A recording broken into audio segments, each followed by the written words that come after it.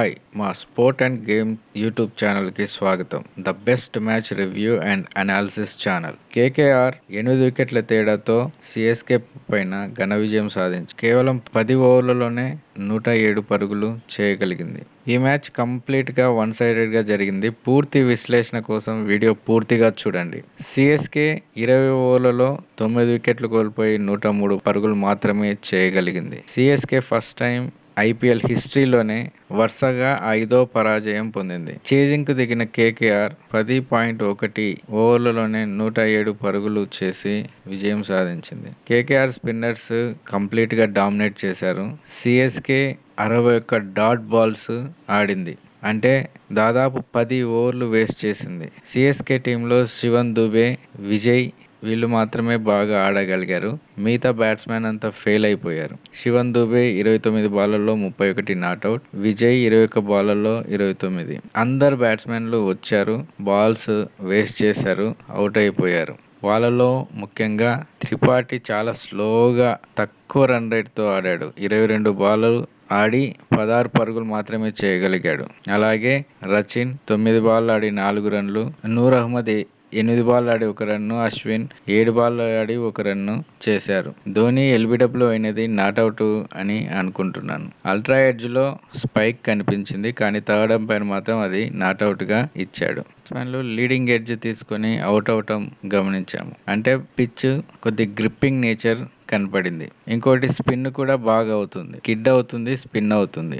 అది అర్థం చేసుకోలేక సీఎస్కే బ్యాట్స్మెన్ పెద్ద షాట్లకు వెళ్ళి అవుట్ అవటం జరిగింది. వాళ్ళలో రచిన్, విజయ్, దీపక్ కూడా వీళ్ళు లీడింగ్ ఎడ్జ్ తీసుకొని క్యాచ్ అవుట్గా వెనుదిరిగారు. ఇంపాక్ట్ ప్లేయర్గా తీసుకున్న దీపక్ కూడా డెక్ అవుట్గా వెనుదిరిగాడు. దానివల్ల సీఎస్కే ప్రాబ్లంలో పడింది. పతిరానాను ఇంపాక్ట్ ప్లేయర్గా తీసుకోలేకపోయింది. కానీ ఒకటి మాత్రం గమనించవచ్చు, సీఎస్కే ప్లేయర్స్లో స్కోర్ చేయాలన్న ఇంటెంట్ మాత్రం ఎవరిలోనూ కనిపించలేదు. వికెట్లు కాపాడుకోవాలి అనేది కూడా ఎవరిలో కనిపించలేదు. ఈవెన్ లూజ్ బాల్స్ను కూడా వాళ్ళు పనిష్ చేయలేకపోయారు.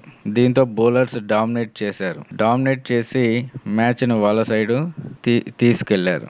బాగా ఆడని ప్లేయర్స్ను సీఎస్కే తీసి పక్కన పెట్టలేదు. ఎందుకంటే ఎక్స్ట్రా ప్లేయర్స్ వాళ్ళకు అందుబాటులో లేరు కాబట్టి. కానీ ఇప్పటికైనా సీఎస్కే మేల్కొని తన తప్పు లేదో గ్రహించి ముందరికి వెళ్ళాలి. ఈవెన్ ఫీల్డింగ్లో క్యాచెస్ కూడా డ్రాప్స్ చేస్తున్నారు. KKR bowlers good line and length వేస్తున్నారు. స్పిన్నర్స్ అన్ని గుడ్ లెంత్ బాల్స్ వేశారు. ఇంకా మరి ముఖ్యంగా చూస్తే ప్రతి బౌలర్ ఎకనామికల్గా బౌల్ చేశారు. అందులో నరైన్ 3.25 ఎకానమీ రేట్తో 4 ఓవర్లు వేసి 13 రన్స్ మాత్రమే ఇచ్చి 3 వికెట్లు తీసుకున్నాడు. హర్షిత్ రాణా 4 ఎకానమీ రేట్తో బౌలింగ్ చేశాడు, 2 వికెట్లు తీసుకోగలిగాడు.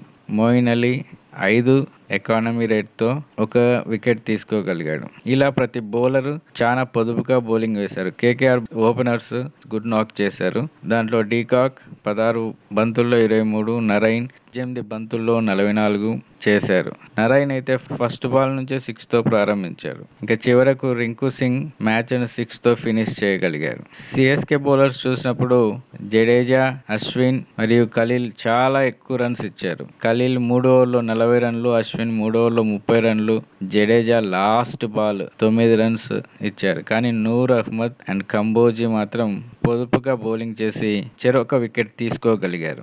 మెయిన్గా సీఎస్కే బ్యాట్స్మెన్ పిచ్ స్వభావాన్ని చదవలేకపోయారు. ఇంకోటి వాళ్ళకి స్కోర్ కొట్టాలనే ఇంటెన్షన్ కూడా వాళ్ళలో లేదు. ఈ మ్యాచ్ విజయంతో కేకేఆర్ పాయింట్స్ టేబుల్లో 3rd ప్లేస్కు దూసుకుపోయింది. సీఎస్కే 9th ప్లేస్కు దిగజారిపోయింది. ప్లేయర్ ఆఫ్ ద మ్యాచ్గా నరైన్ను ఎంపిక చేశారు. ఇంతే ఫ్రెండ్స్, ఈరోజు మ్యాచ్ రివ్యూ. మరి నెక్స్ట్ వీడియోలో కలుద్దాం. మీకు ఈ మ్యాచ్లో ఎవరి ప్రదర్శన నచ్చింది కామెంట్ చేయండి. వీడియో నచ్చితే లైక్ చేయండి, షేర్ చేయండి. ఇంకా ఇలాంటి కంటెంట్ కోసం సబ్స్క్రైబ్ చేయండి.